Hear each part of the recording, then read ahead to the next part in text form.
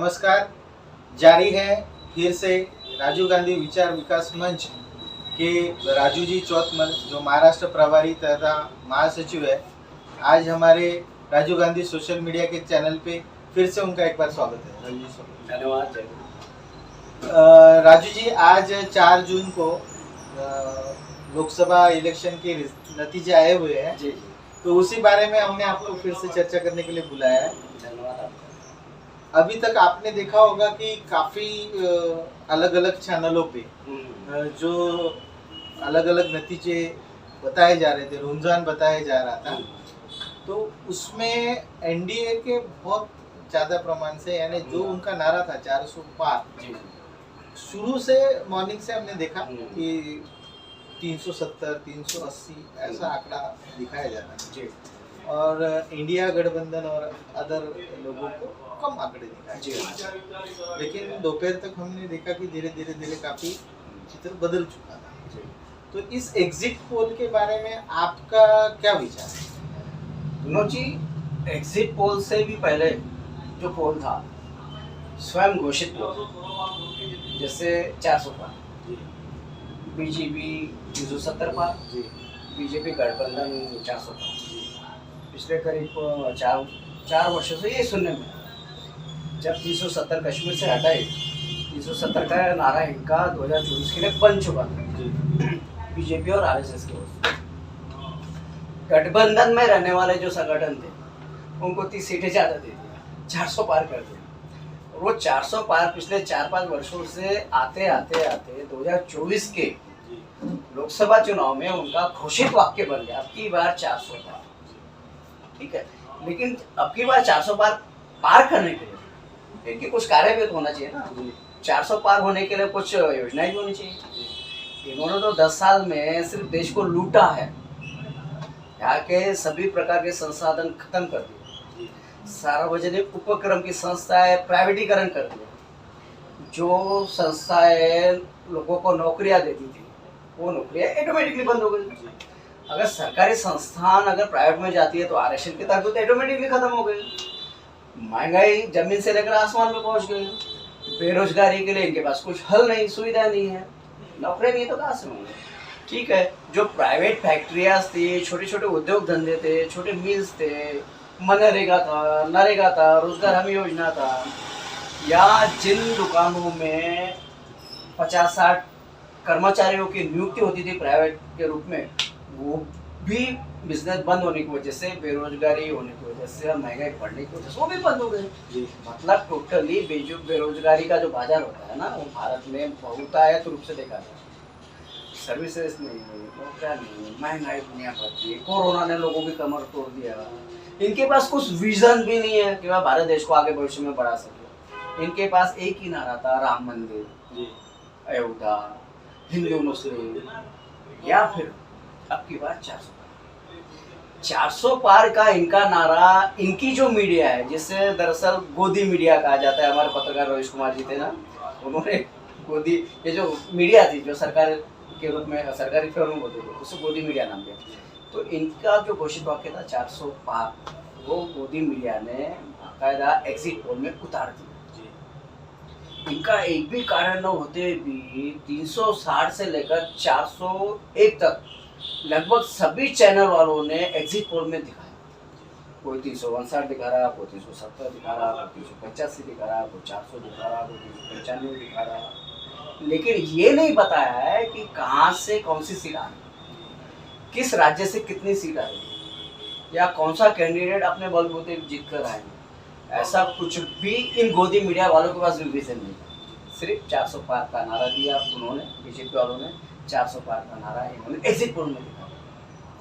लेकिन exit poll और 400 पार का नारा धरातल में लाने के लिए मेहनत भी करना, वैसी सुविधाएं भी देना, वैसे उपक्रम भी लाना पड़ेगा, वैसे जनता को लाभ भी देना पड़ेगा। 5 करोड़ अनाज हर महीने में देने का जो इन्होंने जो दावा किया है 80 करोड़ जनता को, वो 80 करोड़ जनता 5 किलो अनाज पर जी सकती है क्या? देखने वाली बात है ना। देश को आप 2047 का विकसित भारत बनाना चाहते हैं और आज उसकी शुरुआत आपने 5 किलो अनाज से की। तो क्या 2047 तक भारत देश तीसरे नंबर की अर्थव्यवस्था बन जाएगी भारत? नहीं, इनके पास विजन ही नहीं है। समझ में नहीं आता है कि ये शासन किस स्तर पर जा रहा है, भारत देश को किस स्तर पर लेके जाना चाहता है। ऊपर से तुर्रा इनका ये कि संविधान की कुछ तरबूतें, कुछ कलम, कुछ जो प्रास्ताविक है संविधान की, उसमें फेरबदल करना, कुछ कानूनों में फेरबदल करना, इनका मानस ये दिखाता है कि जनता विरोधी शासन। एनआरसी, एनएनआर, किसान योजना है, काले बिल के बारे में आपने सुना है, इतनी सारी चीजें करने के बाद भी इन्होंने 400 पार का जो नारा दिया, एक ढकोसला जो परोसा है। और मीडिया ने, जो गोदी मीडिया है, उन्होंने भी 370 से लेकर 360 से लेकर 400 तक का जो एग्जिट पोल दिखाया था एक पहली जून को, वो आज 4 जून 2024 को जैसी काउंटिंग हुई, मतगणना हुई, उसने बता दिया कि बोलने में और रियलिटी में जमीन आसमान है। आज कमोवेश बीजेपी गठबंधन की सीट और कांग्रेस गठबंधन की सीट, इंडिया गठबंधन की सीट लगभग सेम है। लेकिन इसमें एक गड़बड़ हो सकती है। राष्ट्रपति जो बड़ा गठ होता है, जो बड़ी पार्टी होती है, प्रधानमंत्री पद के लिए और सरकार बनाने के बड़े पक्ष को बुलाती है। जाहिर है यहीं पर फिर से कुछ खेल होने वाला है क्या, इस पर फिर से भारत देश का नसीब है या भविष्य है वो निर्भर है। लेकिन 400 पार का नारा तो अभी जो है वो अभी राष्ट्रपति के हाथ में है। और राष्ट्रपति द्रौपदी मुर्मू एक कठपुतली के रूप में पिछले जब से वो राष्ट्रपति बनी है तब से वो लोगों को दिखाई दी है। अपने स्वयं के निर्णय वो ले सकती है या नहीं ले सकती है, अभी उसकी भी परीक्षा आई नहीं है। राष्ट्रपति मुर्मू अगर बड़े गठ के हिसाब से, बड़ी पार्टी के हिसाब से अगर बीजेपी को बुलाती है सरकार स्थापना के लिए, तो जाहिर है इस देश को फिर से अंधेरे में ढकलने का काम अभी जनता या गोदी मीडिया या बीजेपी के काले कारनामे या बीजेपी की गलत नीतियाँ ये नहीं करेंगी। अभी ये गर्त में ढकलने का काम राष्ट्रपति मुर्मू के हाथ से होना है। तो अभी तो हमने देखा कि देश के रुझान जो बताए गए थे वो उससे काफ़ी बदलाव आया है। जी हाँ जी। और हमें फिर से एक बार यकीन हो गया है कि गोदी मीडिया जो आप कह रहे थे जी हाँ। कि गोदी मीडिया सच में दिख चुकी है और उसी के हिसाब से उन्होंने रुझान बताए थे और आप ही जनता के सामने काफ़ी सच पेश है। हाँ। तो आगे भी चल के इस मीडिया पे जनता भरोसा करेगी या नहीं करेगी वो बात है। हाँ। और हमने ये देखा कि जैसे आपने कहा कि इतना कोई विजन नहीं होने के वजह से जिन जिन लोगों के पास में विजन थे, तो इसमें चौंकाने वाली कुछ सीटें हैं। जैसे हम देखेंगे कि चंद्रशेखर आज़ाद जो आज़ाद समाज पार्टी पे लड़ रहे थे, वो भी काफ़ी मात्रा से लीड ले चुके हैं। राहुल गांधी एक नहीं 2 जगह से काफ़ी बड़ी लीड लेके वो जीत चुके हैं। और वर्षा गायकवाड़, ऐसे काफ़ी नामचीन लोग हैं जो सही मात्रा में अच्छी तरह से जीत के आए। और इनको अगर हम थोड़ा सा इनका एज क्राइटेरिया देखते तो ये यंगस्टर है। जी हाँ। तो क्या हम ये मान सकते हैं कि अभी नई पीढ़ी, नया दौर शुरू होने वाला है? विनोद जी, कैसा हो गया, जब भारत देश आज़ाद हुआ था तो आज़ादी दिलाने वालों में जितने भी नेता उस समय में बचे थे, यानी जीवित थे। यंग जनरेशन जो भगत सिंह, चंद्रशेखर आज़ाद, जो भी जितने भी थे, सुभाष चंद्र बोस, भरी जवानी में ही शहीद हुए। लेकिन उनके जो आदर्श थे, वरिष्ठ जो नेता थे, उन्होंने संयम रहकर भारत देश को, जब तक आज़ादी मिलती नहीं है तब तक उन्होंने संयम रखा और भारत देश को आज़ादी दिलाकर ही माना। ठीक है। कालांतर में क्या हो गया, शिक्षा व्यवस्था व्यवस्थित न होने की वजह से बहुत सारे लोग अशिक्षित रहते हुए ही राजनीति में आए। राजनीति में आने के बाद बाकायदा वो जीते, मंत्रिमंडल में पहुंचे, बहुत सारे काम भी किए। कुछ लोगों का अनुभव काम में आया, कुछ लोगों की शिक्षा व्यवस्था काम में। लेकिन अभी हाल फिलहाल देखा गया है कि पिछले 10 साल में जो सरकार सत्ता में थी उसमें पढ़े लिखे लोग तो है, वरिष्ठता के रूप में उम्र दराज भी है, लेकिन उनका जो विचारधारा है, उनका जो माइंडसेट है, वो पुरातन कालों वाला है। यानी कहने का मतलब ऐसा समझा जाए कि पढ़े लिखे अनपढ़, जिन्होंने भविष्य का भारत गढ़ाना चाहिए, वो पुरातन भारत गढ़ाने की सोच रहे हैं। तो ऐसे लोगों के हाथ में सत्ता आने की वजह से पिछले 10 साल में भारत देश ने जो कष्ट सहे हैं, जो तकलीफें झेली है, महामारी में, कोरोना काल जैसे महामारी में ये कहते थे कि मोदी जी की वजह से वैक्सीन आई है, मोदी जी ने टीकाकरण करवाया है। क्या इससे पहले भारत देश में महामारियां नहीं आई थी? टीबी, एड्स, बहुत सारे टीके आए हुए। कांग्रेस ने तो फ्री में ही दिया है ना सबको। यहाँ तो बाकायदा लाखों रुपए उस समय में खर्चा हुआ कोरोना काल में, लाखों रुपए के वेंटिलेटर, लाखों रुपए मेडिकल खर्चा, लाखों रुपए के आपके ऑक्सीजन सिलेंडर, हजारों रुपए में टीकाकरण, लोगों को बाकायदा कोरोना के नाम पर भिखारी ही बना दिया है। तो इनकी सोच जो है, ये पढ़े लिखे अनपढ़ों की सोच मैं मानता हूँ। अभी जो आपने राहुल गांधी, वर्षा गायकवाड़, चंद्रशेखर आजाद या ऐसे बहुत सारे जो आपने नाम लिया है, इनकी एक खासियत है, इन्होंने पढ़ाई तो की है। राहुल गांधी इस समय में देश में ऐसा समझे कि 5वें 6वें नंबर पर जो पढ़ाकू जो नेता है, उसमें 5वें 6वें नंबर पर, ठीक है। और चंद्रशेखर आजाद एडवोकेट है, वर्षा गायकवाड़ बहुत सारे पढ़े लिखे या पढ़े लिखे। यानी अभी की जो जनरेशन है कांग्रेस और कांग्रेस के साथ में गठबंधन में जो है, इंडिया गठबंधन में बहुत ही पढ़े लिखे हैं, लेकिन उन्होंने आधुनिक शिक्षा ग्रहण की। पुरातन शिक्षा भी उनके पास है, क्योंकि पॉलिटिकल साइंस और पुरानी शिक्षा होगी, बायोलॉजिकल जो भी, लेकिन आधुनिक शिक्षा, अर्थव्यवस्था की शिक्षा, साइंस की शिक्षा भी देते हुए उन्होंने अपना विजन लोगों के सामने दिखाया। राहुल गांधी ने जीएसटी के बारे में जो बताया था कि ये गलत जीएसटी है, देश आज उसके बारे में सह रहा है। जीएसटी की वजह से पूरे व्यापार अर्थव्यवस्था उसकी कमर टूट।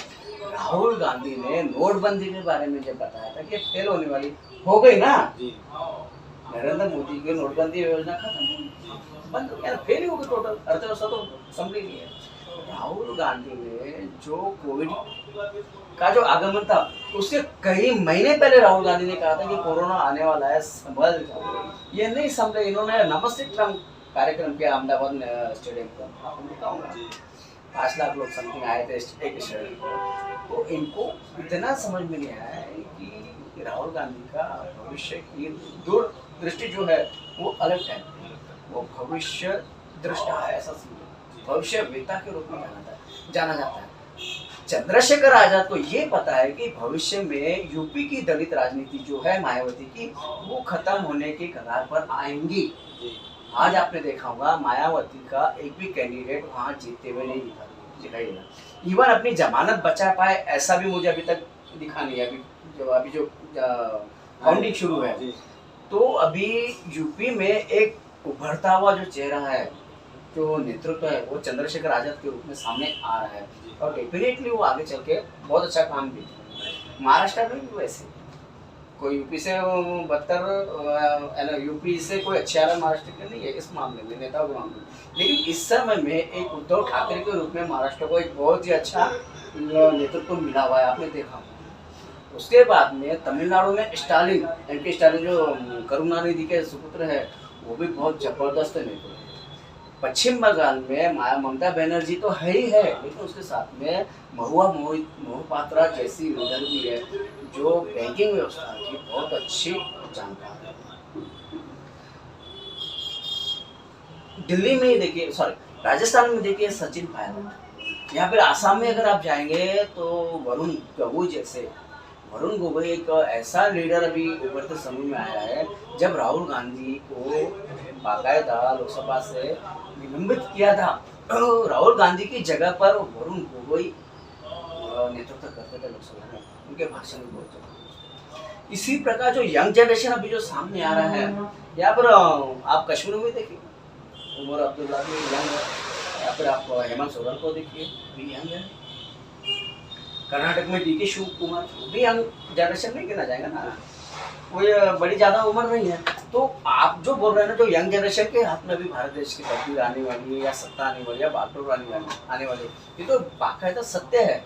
और इनका जो विजन है वो सचमुच के भारत को भविष्य का भारत बनाने से, जैसे जवाहरलाल नेहरू का भारत बनाने, जैसे जवाहरलाल नेहरू की जो सोच थी उस समय में प्रधानमंत्री कौन बने इस पर भी चर्चा होती थी, झगड़े होते थे। हर कोई चाहता था कि वल्लभ भाई पटेल बने, लेकिन महात्मा गांधी को पता था कि जो दृष्टि वल्लभ भाई जवाहरलाल नेहरू जी के पास में, वो वल्लभ भाई उससे न्याय नहीं कर पाएंगे, क्योंकि वल्लभ भाई एक तो कम पढ़े लिखे थे, दूसरे उनमें विदेशी संबंधों के बारे में जानकारी की गुंजाइश नहीं थी।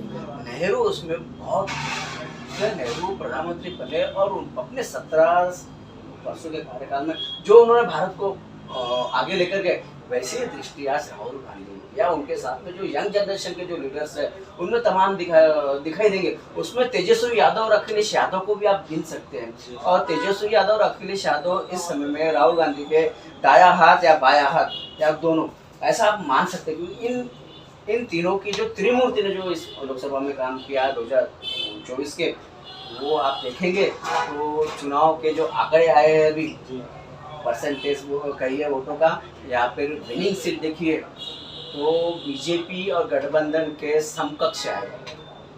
बहुत सारे चैनल्स हैं जो मीडिया के जो 295, 287 एनडीए गठबंधन को दिखा रहे हैं, और 234, 235 कांग्रेस गठबंधन को दिखा देते हैं। लेकिन जहाँ सीटें कम हो रही है बीजेपी की, जहाँ 100% सीटें थी, वहाँ से अगर उनके 10-15 सीटें कम, परसेंटेज कम हो रही है, तो बढ़ोतरी कैसे होगी 295? तो जाहिर है कम ही होने वाली है ना। उसकी टक्कर में जो इंडिया गठबंधन की सीट है समकक्ष है।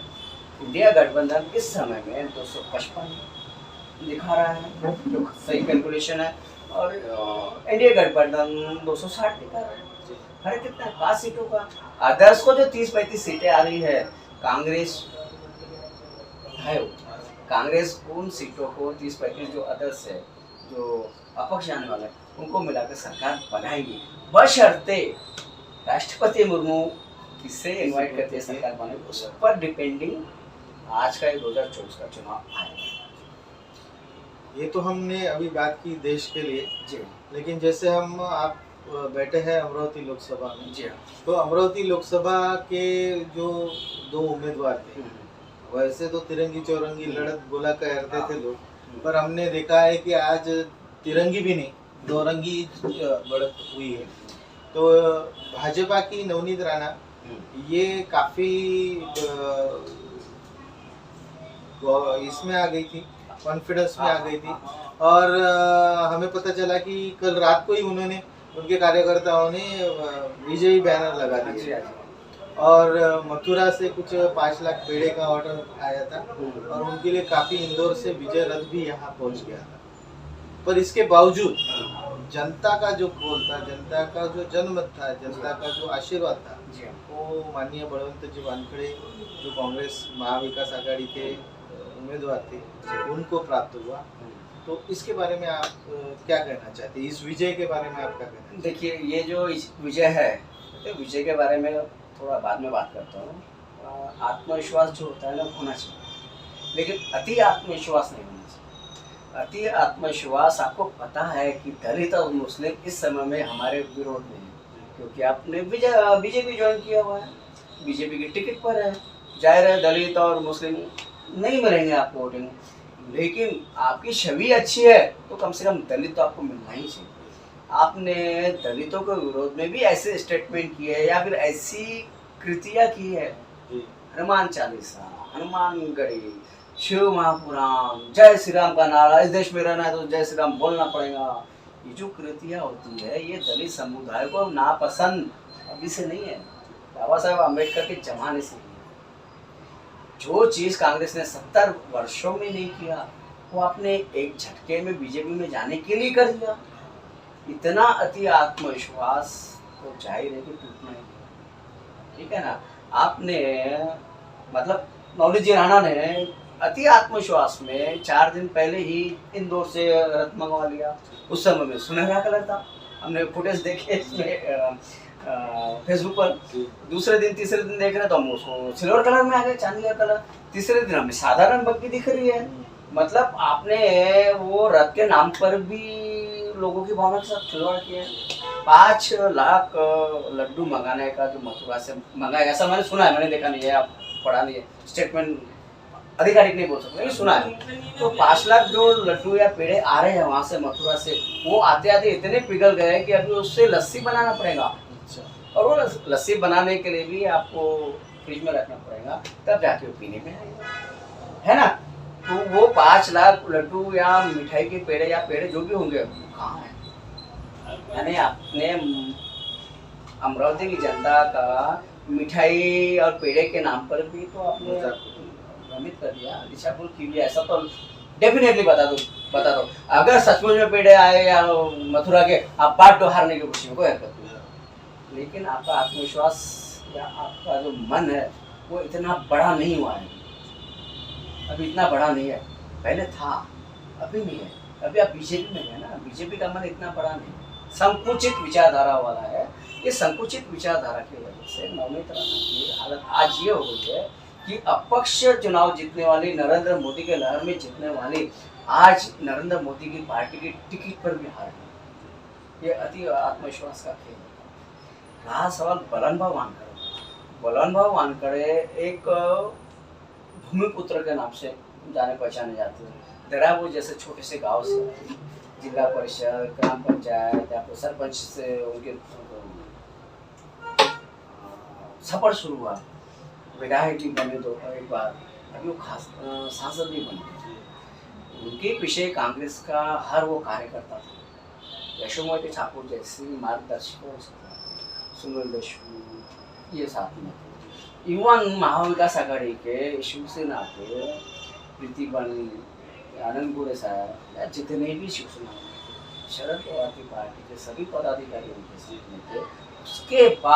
उसके बाद सही मायने में जो पलटनी, जो क्या कहते हैं उसे, दृश्य पलटा, वो पलटा जब अनुराग आम्बेडकर यहाँ खड़े हो मुंबई छोड़कर अमरावती में, और तब पता चला कि दलित समाज को भ्रमित करने के लिए आम्बेडकर के घराने से डॉक्टर बाबा साहब आम्बेडकर के पौत्र खुद आते हैं, जिनका यहाँ पर कुछ भी जनाधार नहीं, उन्हें तो यहाँ के गांव के नाम भी पता नहीं, फिर भी यहाँ खड़े हो गए। और तब पता चला है कि यहाँ डिवाइडेशन करने के लिए कुछ ना कुछ योजना रखी गई, इसलिए आया। और यहाँ के जो रिपब्लिकन मूवमेंट के जो लोग हैं, जो दलित नेतृत्व जो खुद को कहता है, उन्होंने 70 वर्षों से कांग्रेस और बाबा साहब अम्बेडकर के बीच में जो झगड़े लगाए हुए हैं, गांधी आम्बेडकर का जो जड़ पेड़ा गया है, जो झूठी जानकारियां दी गई है, जिन्होंने किताबें भी नहीं पढ़ी, उसके बारे में दलित समाज को इस चुनाव के समय में पता चला कि सही हकीकत। और इसका असर ये हुआ कि पूरा दलित समाज बाकायदा रिपब्लिकन मूवमेंट के विरोध में विद्रोह कर उठा, और एक इकट्ठा जो वोटों का जो गट्ठा होता है ना, वो बलनभाव वानखड़े को, महाविकास आघाड़ी के उम्मीदवार को, अमरावती नहीं पूरे देश में ही ये परिस्थिति है, इकट्ठा वोट मिला हुआ है। और ये वोट मिलने के बाद आप देखिए ना, अनुराग आम्बेडकर को कितने, मैंने तो जब उन्होंने फॉर्म भरा तभी कहा था कि 10,000 के ऊपर नहीं जाएंगे, इनकेस मेरे ख्याल से 11,000 है, 11,000 वोट उनको मिले हुए हैं। वंचित बहुजन आघाड़ी के प्रकाश बाड़ा साहब आम्बेडकर अकोला में कितने हजार वोट सारे, इवन मतलब कम से कम 1,90,000, यानी 2 लाख वोटों के फर्क से, अंतर से वो हारे हैं वहाँ पर। आपको बता दो, राजेंद्र गवई का जो उम्मीदवार यहाँ अमरावती में है, यहाँ का जिला अध्यक्ष हिम्मत डोले सॉरी केवल 475 वोट है सर। मतलब दादा साहब गवई की पार्टी जो 2,52,000 वोट लेकर एक समय में लोकसभा में अपनी बाजी रखते थे, वो 2,52,000 से 475 पर। इसका मतलब ये है कि आज दलित समाज का जो वोटर है, मतदाता है, वो समझ गया कि आज तक इन्होंने हमें अंधेरे में रखा। आज सही रूप में पता चला कि हमारा भविष्य फिलहाल कांग्रेस के अलावा कोई सुना नहीं था। इसलिए कांग्रेस की जीत सुनिश्चित हुई और बलनभाव वानखड़े यहाँ पर जीत गए। पूरे देश में चंद्रशेखर आजाद की परिस्थिति भी यही थी, वो चाहता था तो बहुत सारी सीट में थे, लेकिन एक कदम पीछे, एक सीट पर या तो 6 सीट देने के बाद में भी बोल रहे थे कि सम्मानीय जगत नहीं, सम्मानजनक जगह नहीं, वंचित होने वाला क्या है, आज एक भी नहीं। इसीलिए कहता हूँ, जनता जब सरकार विरोध में लड़ती है तो उसे कोई नहीं रोक सकता। सत्ता में कांग्रेस को बिठाने की बारी आ चुकी है और राहुल गांधी आप प्रेस कॉन्फ्रेंस कर रहे हैं, देखिए। तो माननीय बळवंत बुद्धि वानखड़े, इनके विजय के लिए आपको और आपके सभी कार्यकर्ताओं को बहुत बहुत अभिनंदन और आभार जी। अभी हमने देखा होगा कि इस चुनाव में हाँ। आपने जैसे कहा कि रिपब्लिकन मूवमेंट की क्या परिस्थिति हुई है और आम्बेडकरी जनता ने भी बळवंत भाऊ को काफी अच्छा साथ दिया और गट्ठा वोट एक साथ आया। हाँ। लेकिन इसके बावजूद हाँ। भी हमने सोशल मीडिया पे डॉक्टर बाबा साहब आम्बेडकर का एक वीडियो देखा था जिसमें एडिटिंग करके हाँ। कांग्रेस के खिलाफ जी। कुछ लोगों ने वीडियो डाला था और आपको हमको भी कांग्रेस के हरिजन, ट्रोलिंग वगैरह किया है। कांग्रेस के दलाल, ऐसे इस प्रकार के हमारे को बहुत सारे तोहफे मिले थे। तो अब बळवंत जी के जीत के बाद और ये जो इन्होंने बाबा साहब को एडिट करके जो ट्रोल किया गया उसके बारे में आप क्या कहना चाहते हैं? मुझे क्या हो गया, वो जो अभी वीडियो आया था, एक्चुअल मुझे भी आया और बहस मेरे साथ ही हुई थी। एक्चुअल वो AI सिस्टम करके अभी यूट्यूब पर आया हुआ है, यानी कंप्यूटराइज एक रोबोट टाइप कैरेक्टर होता है, उसे आपने बाबा साहब आम्बेडकर का चेहरा पूरा दे दिया, गेटअप दे दिया और बैकअप में अपनी वॉइस में बता रहा है जैसे बाबा साहब खुद बता रहे हैं। बाबा साहब का उसमें कहा है कि वो मुझे इस्तीफा जो देना पड़ा, राजीनामा जो देना पड़ा, वो कांग्रेस वालों की वजह से देना पड़ा, ठीक है। सो बहुत सारे ऐसे टॉपिक्स उन्होंने डाले। एक्चुअल वो एडिट किया हुआ आज का है। बाबा साहब ने ऐसा कभी नहीं कहा कि मुझे कांग्रेस वालों की वजह से इस्तीफा देना पड़ा। उन्होंने इस्तीफा दिया था हिंदू कोड बिल के विरोध में, और हिंदू कोड बिल का विरोध कांग्रेस ने नहीं किया या जवाहरलाल नेहरू ने नहीं किया।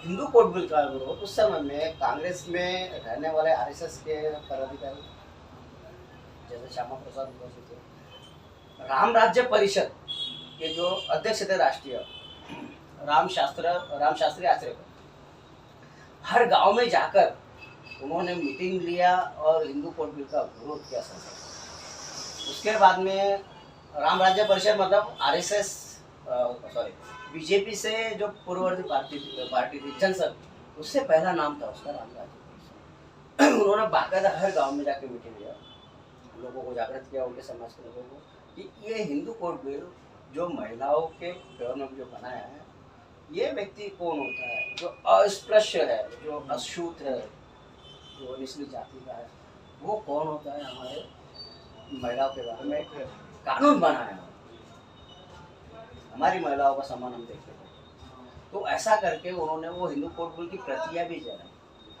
और बाबा साहब आम्बेडकर को बाकायदा धमकाया गया, जान से मारने की धमकी भी दी गई। इसके दुख में या इसके लिए बाबा साहब आम्बेडकर को पूना या मुंबई के कुछ महिला संगठन थे, 10 से 15 महिला संगठन थे, तो वहाँ एक मीटिंग बुलाई और बाबा साहब को वहाँ बुलाया। बाबा साहब ने वहाँ जो भाषण दिया था, उन्होंने कहा कि ठीक है, जो पुरुष वर्ग है उन्होंने नकार दिया, ठीक है, ठुकरा दिया, ठीक है, बिल्कुल, लेकिन आप तो महिलाएं थी ना, तो महिलाओं के लिए कोड बिल था, तो आपने महिलाओं ने क्यों नहीं लागू? इवन जो संसद में जो महिला जो पदाधिकारी या सांसद थी उस समय में, उन्होंने भी उसके विरोध में मतदान किया, सिर्फ इसलिए कि भाई हमारे पति हमें डांट डपट करेंगे हमारे लिए। तो महिलाओं के अधिकारों के विरोध में जब बिल बनता है तो महिलाओं ने तो समर्थन देना चाहिए। इसका मुझे दुख है, इसलिए मैंने इस्तीफा दिया, ऐसा बाबा साहब ने लिखा है और बाबा साहब के खंड में बाकायदा रेफरेंस से लिखा हुआ है उनके हाथ से, उनके पेपर में भी है, जनता या बहिष्कार बात, समता जो पेपर लिखा उनके जो भी पेपर उस समय में, तो उस समय में उन्होंने बाकायदा लिखा है। कालांतर में जवाहरलाल नेहरू इस बात पर नहीं माने, ठीक है, उस समय में पास नहीं हो पाया बिल, लेकिन नेहरू जी ने बाबा साहब के जीवित रहते समय 54 और 55 के ऐसे 4 सत्रों में उस हिंदू कोड बिल के 4 भाग किए और एक एक भाग उसको लेकर उसे पास करा दिया। जी। ये नेहरू की जो सलाह थी, जिस पर बाबा साहब अम्बेडकर ने हिंदू कोड बिल बनाया, जी। और बाबा साहब दुखी होकर इस्तीफा देकर चले गए और अपने कानून मंत्री से इस्तीफा दिया था, लेकिन नेहरू जी ने नहीं माना। नेहरू जी ने बाकायदा पास किया और वही हिंदू कोड बिल आज भी लागू है। जी। भले उसके 4 अलग-अलग भाग हैं, वो आज भी लागू है। तो हमारा जो दलित समाज का जो नेतृत्व है, जो पढ़ता लिखता नहीं, अनपढ़ गंवार जो है, वो ये बताता है कि हिंदू कोड बिल कांग्रेस ने लागू नहीं किया और उसके विरोध में बाबा साहब ने दुखी होकर, कांग्रेस से दुखी होकर वो इस्तीफा दिया है। तो ये सरासर झूठ है। जी। दलित समाज का जो स्वतंत्र मतदार संघ का जो विषय था, मैंने अपने पिछले वीडियो में भी बताया था, आपने भी पूछा थे मुझसे, उसके बारे में भी दलित समाज की ये जो लीडर है अभी भी झूठ फैला। कोई भी बहस करे मेरे पास, मेरे साथ लेकर आए किताब बुक, मैं भी बताता हूँ किताब बुक क्या है, हकीकत क्या है। ये सब चीज़ें जो है, बाबा साहब आम्बेडकर की जब तक महात्मा गांधी से मुलाकात नहीं हुई, 32 से पहले, क्या 31 से पहले, कॉम्युनिस्ट परिषद से पहले, जब 27 में 1927 में बाबा साहब का जो 14 आंदोलन था, वहाँ पर एक ही मूर्ति थी या एक ही फोटो थी जिसको माला चढ़ी थी। वो शिवाजी महाराज की नहीं थी, महात्मा फुले की नहीं थी, छत्रपति शाहू महाराज की नहीं थी, या किसी अंग्रेज अधिकारी नहीं थी। वो महात्मा गांधी की मूर्ति थी जिस पर बाबा साहब ने फूल माला चढ़ा के और 14 तलाव का आंदोलन की शुरुआत किया।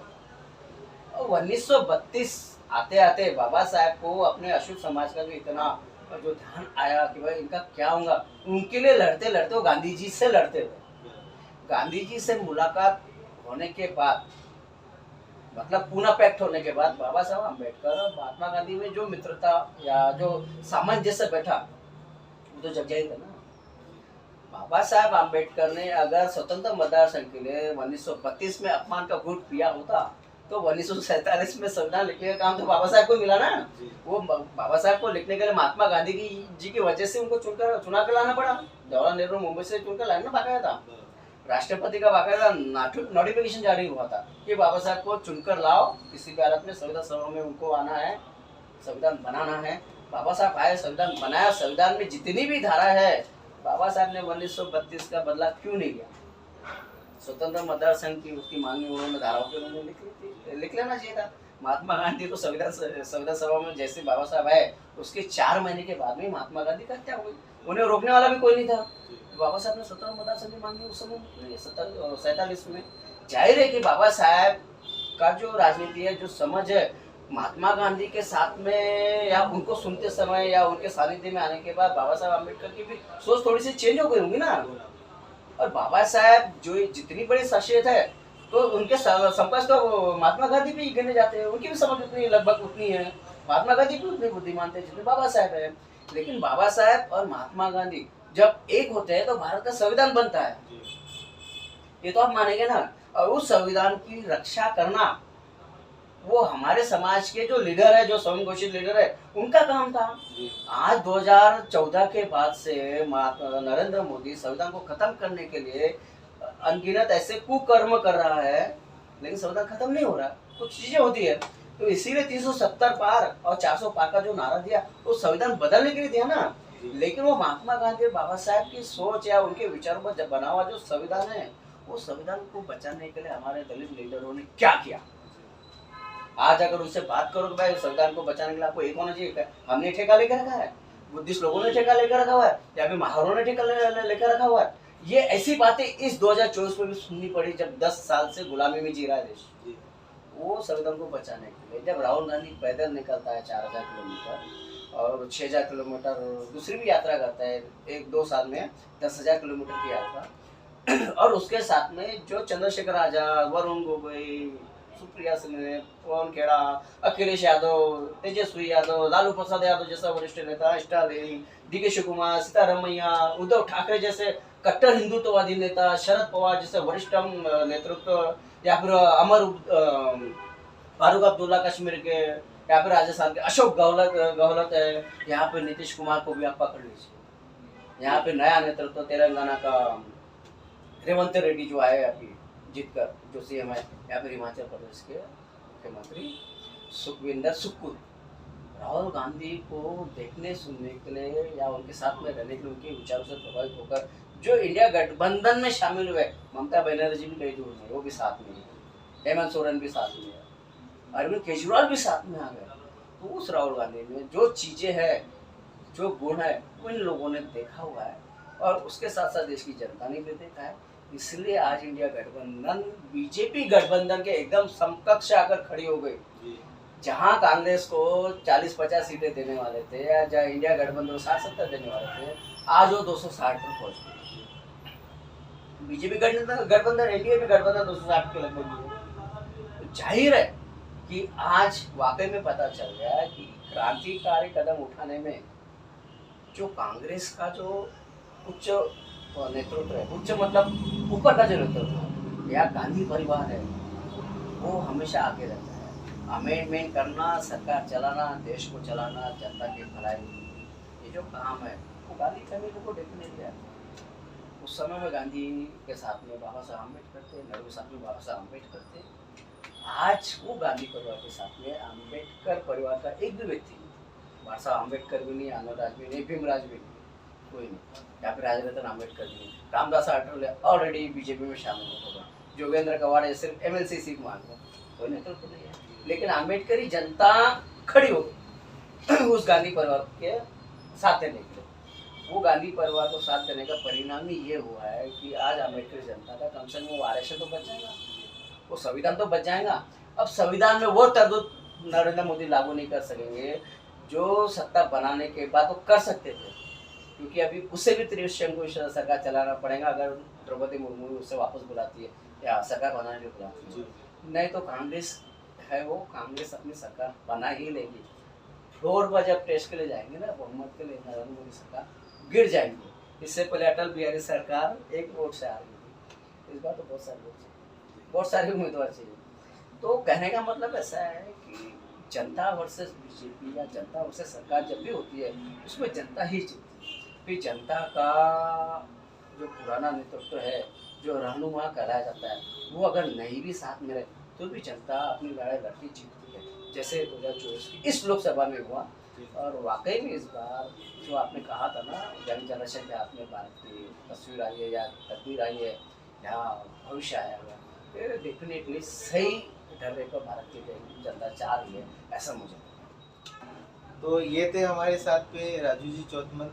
काफ़ी अच्छा चर्चा आज हुई है और सभी कांग्रेस तथा जितने भी उम्मीदवार जीते हैं, जो संविधान के साथ खड़े थे और संविधान बचाने के लिए ये लड़ाई लड़ रहे थे, उस सभी पदाधिकारी कार्यकर्ताओं का सम्मान करता हूँ और इसी के आशा के साथ में हम फिर से आपके साथ लौट आएंगे। धन्यवाद।